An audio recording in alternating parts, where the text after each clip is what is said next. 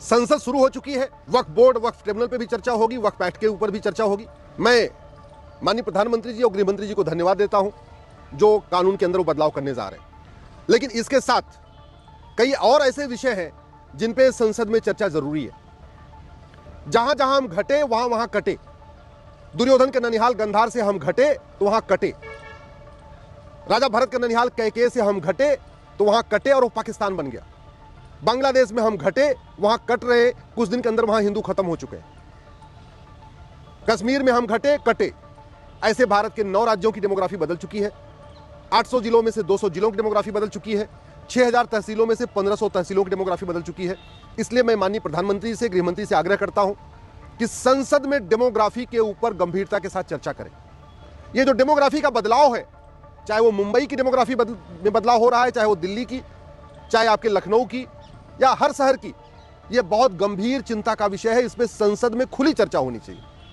और ये जो डेमोग्राफी का बदलाव है, इसका एक ही समाधान है। सबसे पहले हम दो हमारे दो सबके दो, यह कानून तत्काल लागू किया जाए और जो हम दो हमारे दो को न माने उसकी नागरिकता खत्म किया जाए, तभी यह कानून सफल होगा।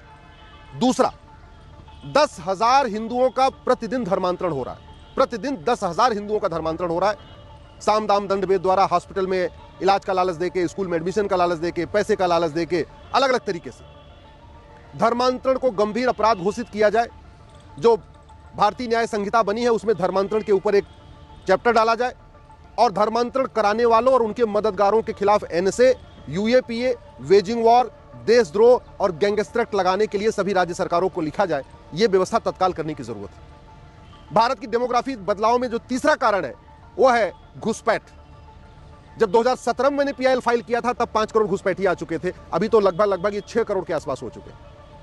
और एनआरसी लागू करने से पहले जरूरी है कानून कठोर बनाया जाए। सबसे पहले घुसपैठ को राष्ट्र की सुरक्षा के लिए खतरा घोषित किया जाए। घुसपैठ को देश की एकता अखंडता के लिए खतरा घोषित किया जाए। घुसपैठ को एक अप्रत्यक्ष युद्ध घोषित किया जाए, इनडायरेक्ट वॉर घोषित किया जाए। घुसपैठ को संगठित अपराध घोषित किया जाए और घुसपैठ को देशद्रोह घोषित किया जाए। जैसे ही संसद में ये 5 प्रस्ताव पास हो जाएंगे, पूरे देश की पुलिस घुसपैठियों और उनके मददगारों पे एनएसए, यूएपीए, वेजिंग वॉर, देशद्रोह और गैंगस्टर एक्ट लगाना शुरू कर देगी। और जहां हमने 500,000 घुसपैठियों और उनके मददगारों पे ये धाराएं लगाई, तत्काल घुसपैठी अपने आप छोड़ के भाग जाएंगे। संसद से स्पष्ट संदेश जाना चाहिए कि 3 महीने के अंदर भारत खाली करो और 3 महीने के बाद जो मिलेगा उसके ऊपर एनएसए भी लगेगा, यूएपीए भी लगेगा, वेजिंग वॉर भी लगेगा, देशद्रोह भी लगेगा, गैंगस्टर एक्ट लगेगा। मैं गारंटी के साथ कहता हूं 80% घुसपैठी अपने आप भाग जाएंगे जिस दिन संसद से प्रस्ताव पारित हो गया। चौथा जो सबसे बड़ा खतरा है जिसके कारण हिंदू घट रहे हैं वो है ड्रग जिहाद। लव जिहाद तो चल ही रहा है, लैंड जिहाद तो चल ही रहा है। ये जो ड्रग जिहाद शुरू हुआ ये बहुत ही खतरनाक है। स्कूल में, कॉलेज में बड़े प्लान्ड वे में हिंदू युवाओं को और हिंदू युवतियों को ड्रग बांटी जा रही है। बड़े टारगेट करके उनको दिया जाता है, ड्रग दिया जा रहा है, उनको नशेड़ी बनाया जा रहा है और ड्रग में नपुंसकता की दवाई मिलाई जा रही है। नतीजा ये हो रहा है वो बीए, बीएससी, बीकॉम जब तक करता है ड्रग एडिक्ट हो जाता है और उसके बाद वो लड़का या लड़की कहती है तो शादी नहीं करेंगे। हिंदुओं की संख्या घटने का जो सबसे बड़ा कारण है, पहला कारण है जनसंख्या विस्फोट, दूसरा कारण है घुसपैठ, तीसरा कारण है धर्मांतरण और चौथा कारण है ड्रग जिहाद। नशा तस्करों को फांसी देने के लिए कानून बनाना बहुत जरूरी है। फास्ट ट्रैकिंग करना जरूरी है। जल्दी जल्दी मुकदमा हो इसके लिए नार्को पॉलीग्राफ ब्रेन मैपिंग कानून बनाना जरूरी है। और पांचवा जो लव जिहाद चल रहा है, स्वाभाविक सी बात है, लव जिहाद पे कुछ राज्य सरकारों ने कानून बनाया है, धर्मांतरण पे कुछ राज्य सरकारों ने कानून बनाया है, लेकिन ये समस्या राष्ट्रीय है। लव जिहाद कश्मीर से लेके केरल तक हो रहा है, ड्रग जिहाद कश्मीर से लेके केरल तक हो रहा है, धर्मांतरण पूरे देश में हो रहा है, घुसपैठिए पूरे देश में आके रुक रहे। इसलिए इस पे राज्य सरकारों को कानून बनाने की बजाय ये संसद में ही बनना चाहिए। संसद से ही संदेश जाना चाहिए, संसद में ही प्रस्ताव पास होना चाहिए कि जो आदमी ड्रग बेचेगा या जो आदमी ड्रग बेचने में मदद करेगा उसको फांसी दी जाएगी। सिंगापुर में फांसी होती है, दुनिया के कई देशों में जो ड्रग स्मगलर होते हैं उनको फांसी होती है। सिंगापुर में तो एक आदमी 900 ग्राम गांजा लेके घूम रहा था, उसको फांसी दे दिया। भारत को बचाना है, भारत की संस्कृति को बचाना है, तो भारत की जो डेमोग्राफी बदल रही है इस बदलाव को रोकना पड़ेगा। और डेमोग्राफी बदलाव का 5 कारण है: घुसपैठ, धर्मांतरण, जनसंख्या विस्फोट, लव जिहाद और ड्रग जिहाद। इसको कठोर कानून बना के रोका जा सकता है, क्योंकि बाकी समाज के जागने से इसमें से 5 कोई नहीं रुकेगा। हिंदुओं ने तो हम दो हमारे दो लागू अपना लिया है, लेकिन सब लोग नहीं अपना रहे, उनके लिए कठोर कानून जरूरी है। हिंदू कभी किसी के धर्मांतरण नहीं कराते, बल्कि जो घर वापसी करता है उसका स्वागत करते। तो जरूरत इस बात की है कि धर्मांतरण के खिलाफ कठोर कानून हो और घर वापसी को प्रमोट किया जाए। दुर्भाग्यवश भारत में धर्मांतरण को प्रमोट करने के लिए लगभग 300 योजनाएं चल रही हैं। धर्मांतरण को प्रमोट करने के लिए लगभग 10 कानून चल रहे हैं।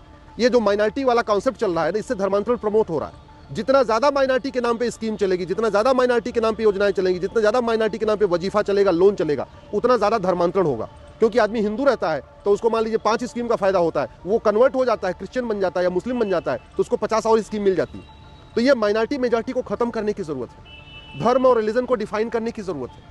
हेट स्पीच को डिफाइन करने की जरूरत है। अब समय आ चुका है कि संसद में हेट स्पीच को डिफाइन किया जाए और जितनी भी किताबें हैं, जितनी भी रिलीजियस किताबें हैं, उनको बाकायदा उनको एग्जामिन किया जाए कि किसी किताब में हेट स्पीच तो नहीं फैलाई जा रही है, किसी किताब में दूसरों के प्रति नफरत तो नहीं सिखाई जा रही है। इसको भी एग्जामिन करने की जरूरत है। मैं आशा करता हूं माननीय संसद की शपथ लेने वाले हमारे सांसद, संविधान की शपथ लेने वाले हमारे माननीय सांसद कम से कम अब दल गुलामी छोड़ेंगे और राष्ट्र के बारे में, भारत के बारे में, भारत की संस्कृति के बारे में एक होकर चिंतन करेंगे। क्योंकि जब तक हिंदू बहुसंख्यक है तब तक ये भारत का संविधान है, नहीं तो एक दिन लगेगा इस संविधान को बदलने में। जब तक हिंदू बहुसंख्यक है तब तक भारत में लोकतंत्र है। जब तक हिंदू बहुसंख्यक है तब तक लोगों को फ्रीडम ऑफ रिलीजन है। जब तक हिंदू बहुसंख्यक है तब तक भारत में सबको बोलने की आज़ादी है, लिखने की आज़ादी है, सोचने की आज़ादी है, अपनी पसंद से अपने वस्त्र पहनने की आज़ादी है। जब तक भारत में हिंदू बहुसंख्यक है तब तक लोगों को अपने पसंद का रोजगार करने का अधिकार है, तब तक अपनी पसंद का व्यापार करने का अधिकार है। जब तक भारत में हिंदू बहुसंख्यक है तब तक लोगों को राइट टू फूड है, राइट टू स्पीच है, राइट टू इक्वलिटी है, राइट टू जस्टिस है, राइट टू लिबर्टी है, राइट टू कल्चर है, राइट टू कस्टम है। जब तक हिंदू बहुसंख्यक है तब तक भारत में समता, समानता, समरसता है। जब तक हिंदू बहुसंख्यक है तब तक भारत में वसुधैव कुटुंबकम की भावना है। जब तक हिंदू बहुसंख्यक है तब तक जननी जन्मभूमि स्वर्गादेव गरियसी की भावना है। जब तक हिंदू बहुसंख्यक है तब तक सर्वमंगल मांगल्य शिवे सर्वार्थ साधिके की भावना है। जब तक हिंदू बहुसंख्यक है तब तक ही सबका साथ, सबका विकास है। इसलिए हिंदू न घटे, भारत की डेमोग्राफी न बदले, जितनी बदल चुकी है ये धीरे धीरे ग्रेजुअली ठीक हो, इसके लिए संसद में चर्चा होनी चाहिए। और मैंने तरीका वही बताया। सबसे पहले आपको 5 कानून बनाना पड़ेगा। आपको जनसंख्या नियंत्रण कानून बनाना पड़ेगा, धर्मांतरण नियंत्रण कानून बनाना पड़ेगा, घुसपैठ नियंत्रण कानून बनाना पड़ेगा, आपको ड्रग के खिलाफ कठोर कानून बनाना पड़ेगा, लफ्ज़ के खिलाफ कठोर कानून बनाना पड़ेगा। और ये नफरती जो स्कूल चल रहे हैं इन पे भी चर्चा होनी चाहिए। समान शिक्षा पे चर्चा होनी चाहिए, समान नागरिक संहिता पे चर्चा होनी चाहिए, समान धर्मस्थल संहिता पे चर्चा होनी चाहिए, समान कर संहिता पे चर्चा होनी चाहिए, समान पुलिस संहिता पे चर्चा होनी चाहिए, समान प्रशासनिक संहिता की चर्चा होनी चाहिए, समान न्यायिक संहिता पे चर्चा होनी चाहिए, जस्टिस विद इन ईयर पे चर्चा होनी चाहिए, जस्टिस फॉर ऑल पे चर्चा होनी चाहिए। और ये जो फर्जी केसेस चल रहे हैं इन पे लगाम लगाई जाए। इसके लिए ज़रूरी है कि झूठी शिकायत, झूठी गवाही, झूठा बयान, झूठी जांच, इसको गंभीर अपराध घोषित किया जाए। मैं माननीय सांसदों से आग्रह कर रहा हूं, अब आप दल गुलामी छोड़िए, अपने बच्चों के भविष्य की चिंता करिए और संविधान के अनुसार कठोर कानून बनाइए।